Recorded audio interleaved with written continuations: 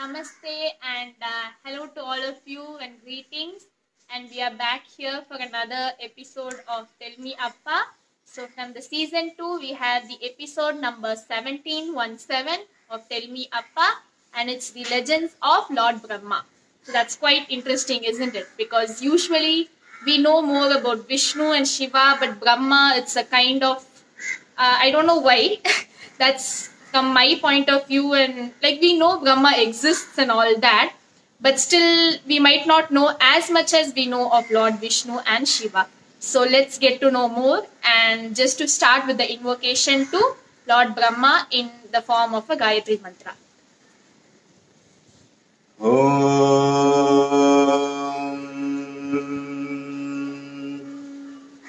भेदात्मनाय विद्महे हिरण्यगर्भाय धीमहि तन्नो ब्रह्म प्रचोदयाते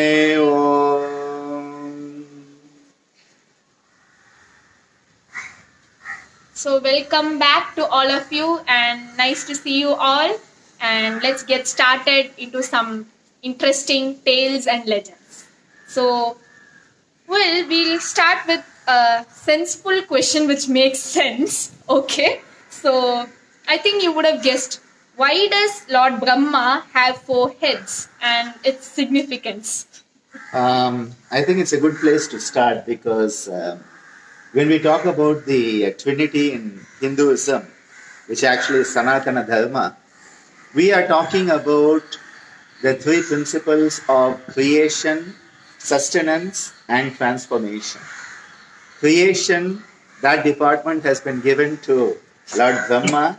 Sustenance, the maintenance engineer, is Lord Vishnu. And the transforming principle, the one who has to change and bring about change in everything, well, that is Lord Shiva. So Brahma is considered the creator, the principle of creativity. Now this principle of creativity has to be there everywhere. It cannot only be one place. So it has to be every place, and it has to take into consideration all perspectives. So Lord Brahma is always shown with 4 heads, and this is that each head is signifying one of the directions, the cardinal 4 directions of north, south, east, and west. It is also said that the 4 heads symbolize the 4 Vedas, the Rig Veda, the Yajur Veda, Sama Veda, and the Atharvana Veda. Some people even say it symbolizes the 4 Varnas. So whenever you find the number 4, the number 4 is stability. The number 4 is the foundation on which everything else can manifest. So Lord Brahma having 4 heads symbolizes the foundation of creativity, that then sustenance and transformation can start to manifest. And that is why he has 4 heads. Okay. So I think here I should bring in, maybe you could mention the technique that is part of our Parampariyai Geetananda Rishi culture Ashtanga Yoga, and I think we could explain it and maybe even do one round. Yeah, actually it's a good idea because in the Geetananda tradition, we have a very popular technique, the Brahma Mudra.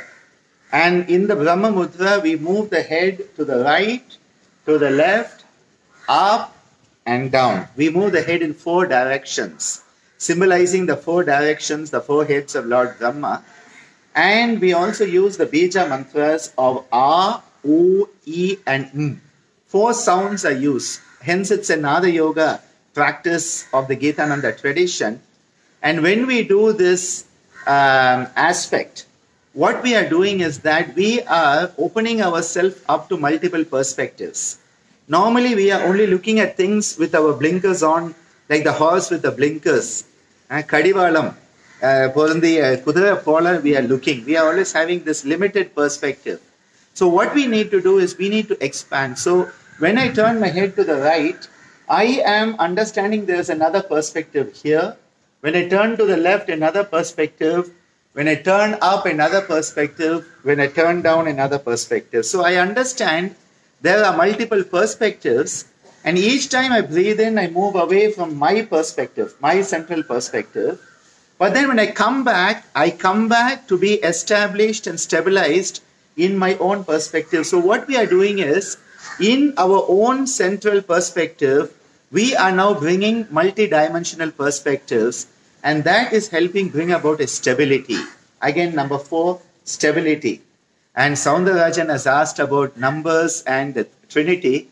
Brahma is definitely a lot of 4 in giving the stability of foundation.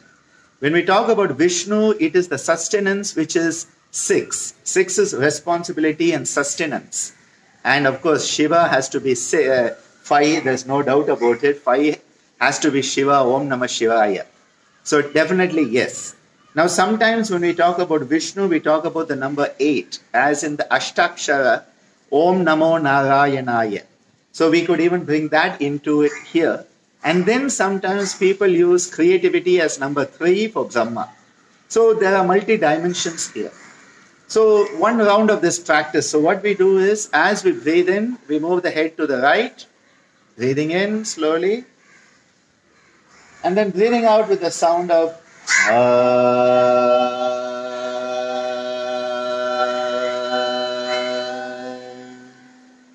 then breathing in and moving to the left.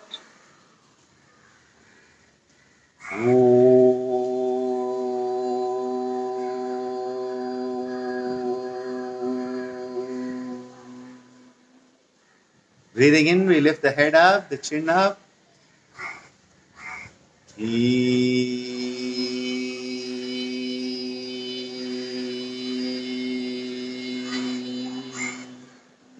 then as we breathe in, bringing the chin down.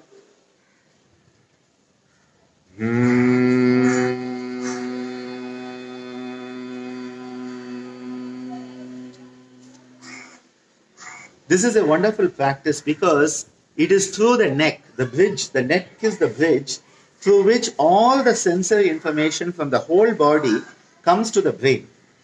And it is the same bridge where the motor impulses starting in the brain, the motor nerves, they give the impulse that goes down through the neck to the whole body. So the sensory input and the motor output in the nervous system, the sensory motor inputs and outputs are through the neck.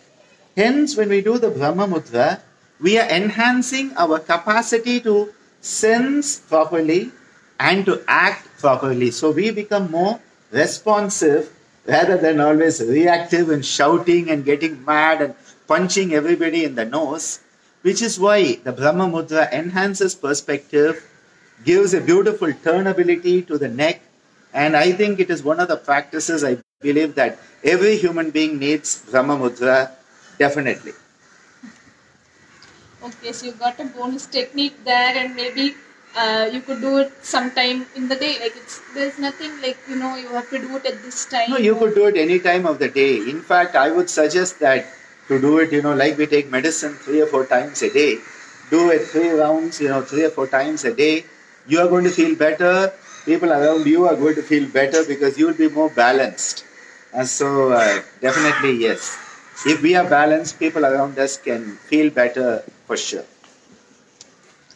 Okay, so moving on to the second question. Please give us a brief talk about Lord Brahma and some stories that are fascinating.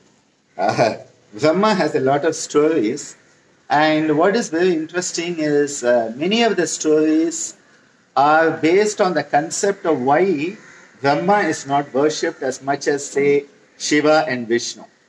So, Shiva and Vishnu have so many thousands and thousands of temples, but when you think about Brahma, the only temple who comes to mind is the temple in Pushkar in Rajasthan. And then you have the other temple to Brahma, which is, I believe, in Bangkok. And then a few small ones. And it is very interesting because if Brahma is the creative principle, the creator, why is he not worshipped? Well, the basic root of all the stories is creativity without ethics. Creativity without ethics is dangerous, and hence do not worship creativity. Some people say Brahma's job is already done. He's done the creation, so you don't need to worship him anymore. He's done his job and he's out of the picture. Vishnu and Shiva have to keep the show going. But there are two stories that go straight to this. One story is of Brahma, Vishnu, and Shiva. And this is said to have happened at Tiruvannamalai, Mount Arunachala, where once Vishnu and Brahma are arguing who is greater. Because in Indian culture, we put the human flaws on gods also. So gods become human too. It's very nice reassurance that only we are not the only flawed ones. Even our gods have flaws. It's a very reassuring psychological ploy.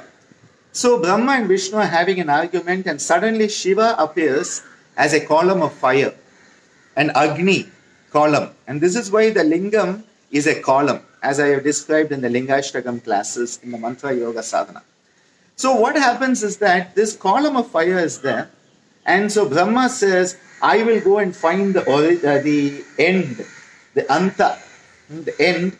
So he says, I will take on the form of a swan, a hamsa, and fly to the top to find the end of Lord Shiva, the anta. Now Vishnu says, I will take on the form of a varaha, the boar, and dig down to find the origin, the adi. Now both of them are doomed to failure because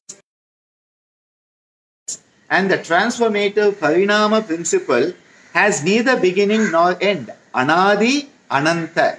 Adiyum antamum illa arutperun jodi, as has been sung by Ramalinga Vallala.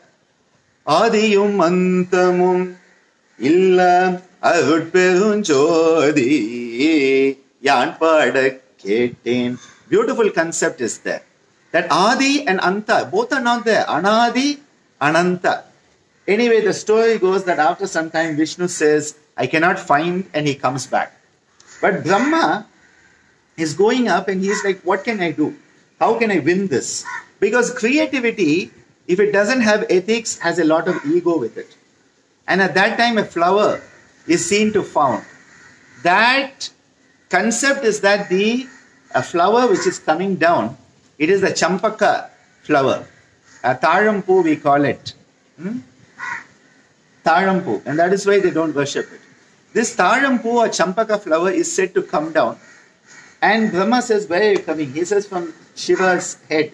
He says, you come down and you tell a small lie to this guy Vishnu so that he will accept I have won the race.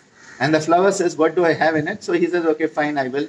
And the moment the flower tells the lie and Brahma says, yes, I have won, and Vishnu says, okay, fine, maybe I've lost.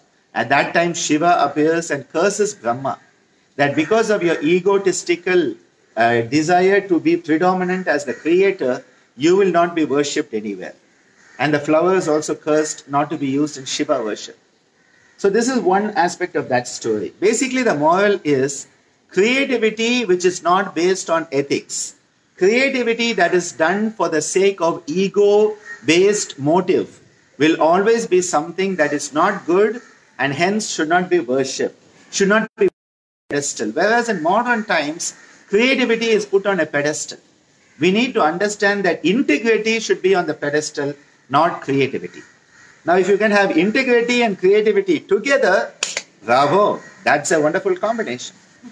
Now, there's another concept also that Brahma, when he was created, it is said he came as Hiranyagarbha out of his own egg, self-created Swayambhu. And that he felt very lonely, so he created Saraswati. Now there are different names given, but basically it is Saraswati. And that though he created Saraswati, so he is the father of Saraswati, she is a daughter, she looked so beautiful that he started to have lust. He wanted to, get her for himself. He had that lust for Saraswati. And as she ran in different directions, different heads sprouted. So they said that the 4 heads came at that time. This is one of the Puranic stories you have. And then when she started to go up, a 5th head came on top of him. So that Brahma at one time had 5 heads. And at that time, this lust that he has, it's basically incest, where the father is having a sexual desire towards the daughter. And that Shiva in the form of Rudra or as Bhairava, he comes and he plucks off that 5th head of Brahma. And we did it in our dance drama. And you'll remember Reena Miss doing Brahma and having her 5th head plucked off. Which is again a message that creativity that is not based on ethics. Creativity not based on proper foundation is always going to be dangerous. Now there's another story of Brahma which is related to Lord Muruga. And that once Brahma came in a very egotistical manner to Kailash. And he thought, I have created everything, I am the best, I know it all. You know that again, ego. See, this creativity and ego with Brahma is such a combination, and that is why in Indian culture it is not worshipped. Because creativity is fine, but when it is tinged with the ego, that is when the problem comes. And hence it was always kept beneath the surface, not above the surface. So he comes to Kailash and he is like, I know it all. And so Lord Muruga tells him, okay, if you know it all, tell me the meaning of the Pranava mantra. What is the meaning of the Omkara? And Brahma doesn't know the answer. And so he is given a good beating by Lord Muruga and put in jail. Now Lord Shiva tells Muruga, you know, why have you done this to Brahma? He is the creator and he has to do his job. And Muruga says, that guy doesn't even know about the Pranava mantra. What will he know? And Shiva says, my dear son, even I don't know the meaning, please teach me. And so at that time, Muruga is placed above Shiva in the Guru Sthana, the Guru above the disciple. And as Swaminatha, as the Guru in Swami Malai, it is said Muruga teaches Shiva the Omkara. So Brahma has a role there also. And there's another very interesting story that is to do with the Sun Temple in Puri, Konarak. The Sun Temple which is still there, and the Jagannatha Temple. And it is said that the king who actually created the first temple, he was so proud of it that he said, I have to have it inaugurated. Now in India, whenever we do anything, we want an inauguration. So in India, everything is inaugurated. Big thing. You call someone really nice. Yes, put up posters and, you know, have banners and posters. And in India, even toilets get inaugurated by the politicians. I don't know what they do when they inaugurate a toilet, but anyway, that's a different story. So he says, I need the best person. He says, I'm going to invite Lord Brahma. So it is said this king travels to Brahma Loka. Now the problem is, he gets to Brahma Loka and he meets Brahma. Brahma says, I'll come. But the problem is, one day in Brahma Loka is equal to hundreds and hundreds of thousands of years in human time. Because one day for Brahma is like millions of years in human calculation. It is like, you know, people say, oh, what is this? I say very simple. Imagine a mosquito. For a mosquito, what is your lifetime? What is the lifetime of a mosquito in comparison to 1 day of your life or 1 week of your life? It is the relativity of time. And there are creatures on this planet whose whole life is 1 day of the human day. So this is the relativity of time. So it is said, when he comes back after meeting Brahma, millions of years have passed. And he comes back and he cannot find the temple. And it's all just sand. And that he's walking around, what has happened? And then he stumbles across the sand. He hits something with his feet. And then when he digs, he finds it is the top of the temple. And this is part of the legend of the temple, which is there. These are some of the stories we have, and well, we just do what we can. So before we end, we have to have, you know, something. So like usually I ask your personal experience with Brahma, but I think that this question will be more essential. This question is, I have heard Ammaji tell a story about 3 different messages in one sound. Can we know that? I believe it was also quoted by the famous poet T.S. Eliot in his poem The Wasteland. Yes, this is one of Amma's favorite stories. And it is also related to a verse in the Brihadaranyaka Upanishad. The Brihadaranyaka Upanishad, which is the largest Upanishad, has the same concept. So the story goes, and it's interesting that T.S. Eliot, this very famous poet, that in The Wasteland, he actually uses these concepts from the Upanishads. It is astonishing, very beautiful. So the concept is that the gods, the devas, the asuras, the demons, and the manushyas, the human beings, they all went to Brahma saying that we want a message. We want to get a message from you. And so Brahma was in deep meditation. He came out of the meditation and he just said, dha, dha, dha. And it is said this sound, dha, was given by Lord Brahma. Now sometimes Brahma is called Prajapati also. Sometimes that concept of Prajapati comes there. And sometimes we have to realize that the Brahman, as Apu was asking, the Brahman and the Brahma are interchanged. But actually, normally they are considered different because the Brahman is the sort of the spirit of the universe itself, whereas Brahma is limited to the creative principle normally. So here, the Devas, Asuras, and the Manushas, the human beings, have asked Brahma, and he just said, dha, dha, dha. And they think about it, they contemplate it. And then the Devas understand. The dha that has been said by Brahma, for them the message is, have dhamma. Dhamma or dhammam means self-control. Dhamma. In Tamil we say dham pudikkirathu. Dhamma is self-control because the Devas are always engaged in sensory enjoyment. And so they realize that them have self-control, dhamma. The Asuras contemplated what was said and they realized that Brahma was giving them the message, have daya. What is daya? Compassion. Because the Asuras are always violent. Asuras have a violent tendency. They are always in a himsa mode. And Brahma was telling them the message for you is have compassion, have daya. And for the Manushas, the human being, what would have been it? It was dhana. Give, give, give. Charity, sharing with others. The giving to others, the sharing is the message that was given to them. So for the Devas, the same dha was dhamma.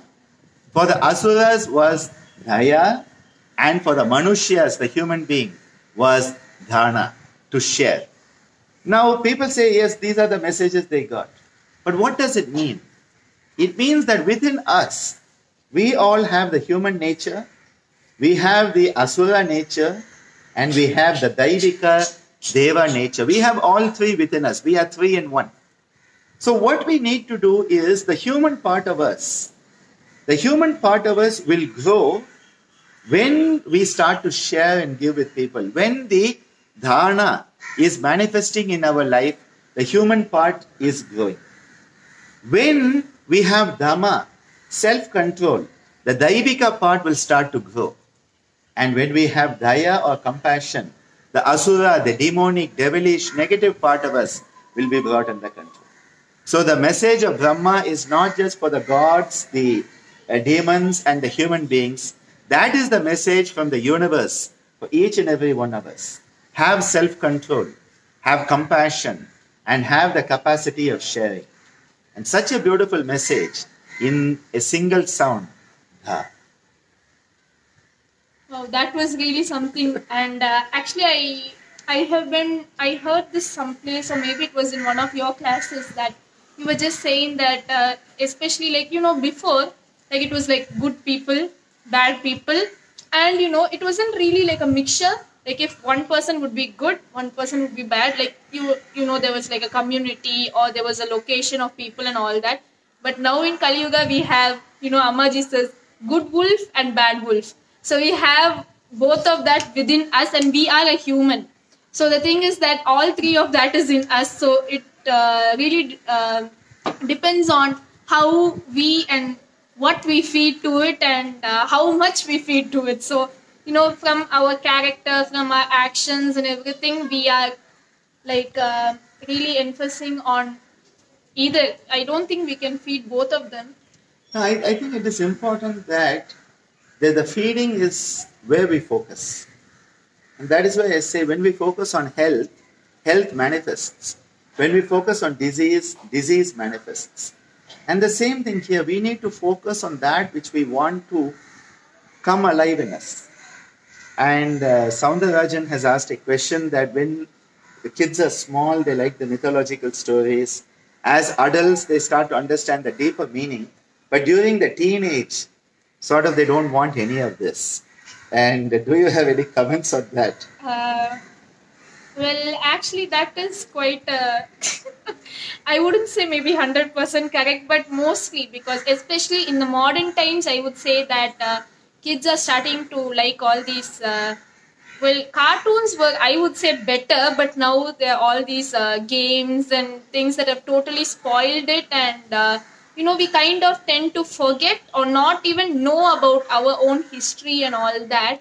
So, even in school history, like it really put me out when I was in like in 6, 7, 8. I learned only about the other countries, and I was asking myself why aren't we learning of India? And they were saying no, you learn it in your higher classes. But it's okay to know about, I learned about Mesopotamian civilization, Egyptian, that's nice. But, we have to know something from India. So, well, I won't say that I don't like it. I really do like all these stories. Yeah, And but you are an exception. What Soundararajan is saying is people like Divya are the exception.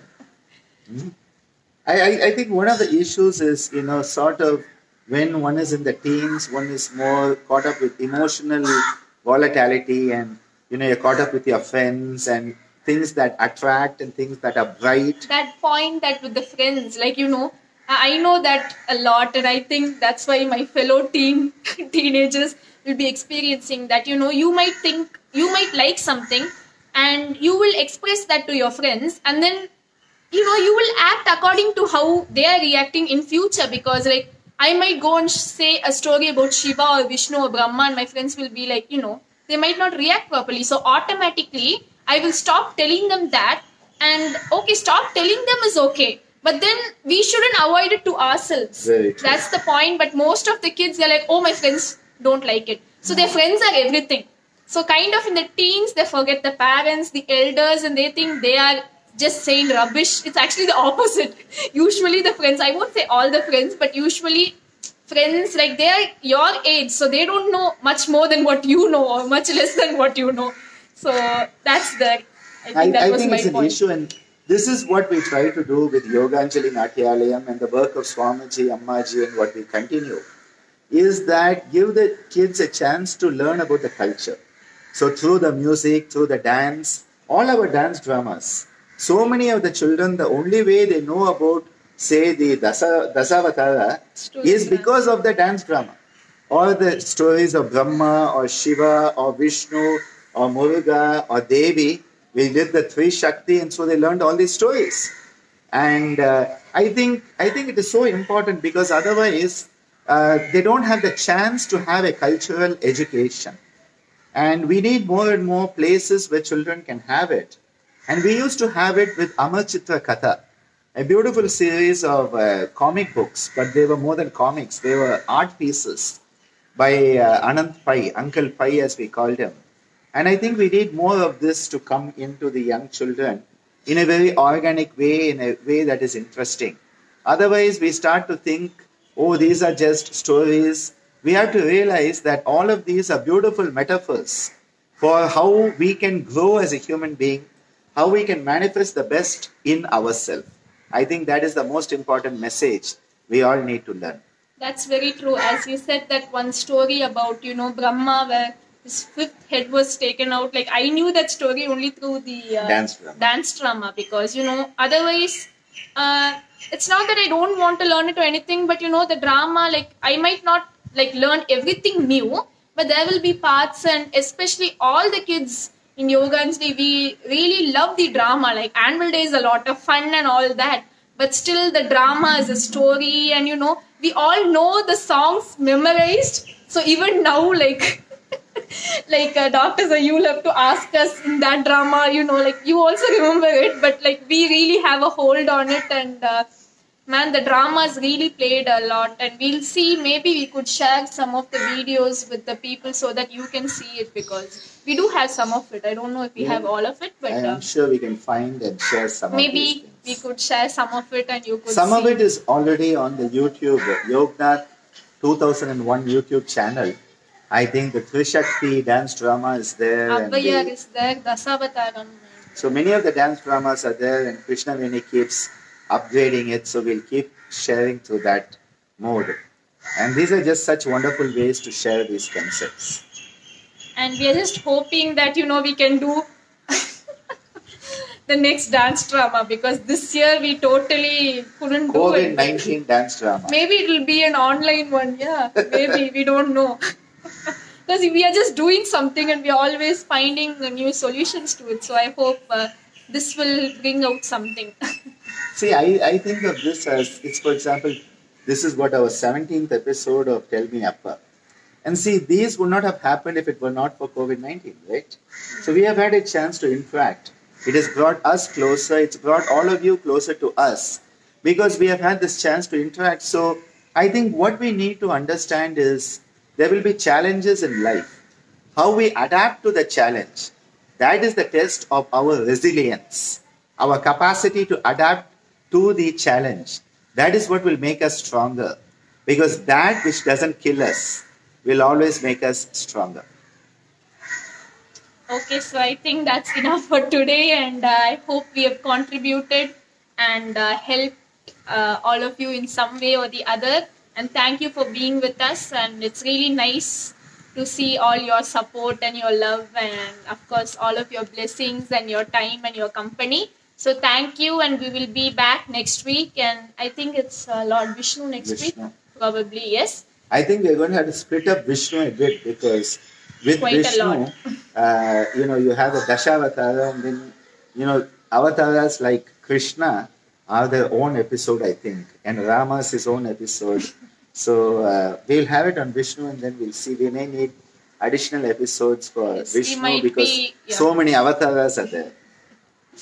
So thank you to all of you, and we'll see you back next week, and keep supporting and watching us on the wonderful Wednesdays, Twinkling Thursdays, and the Scintillating Saturdays, and of course Tell Me Appa on Sunday. So I think 3 days you are off, but still we have the online classes going on, and we are having the next one quite soon, and we'll be learning that. So keep updating on Dr. Sir's Facebook, and we'll get to know that. And yesterday we had the conclusion of the Mantra Yoga Sadhana, and still the recordings are available.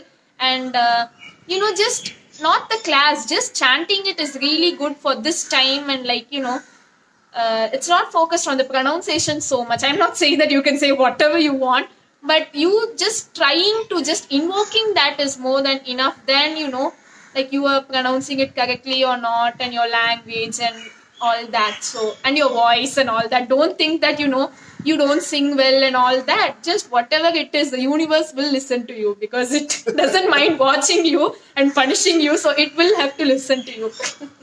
I think that's a good way to end this episode. Thank you so much for all your support, and keep on blessing us and supporting us with your goodwill. Means so much to have you with us. Dhanyavad.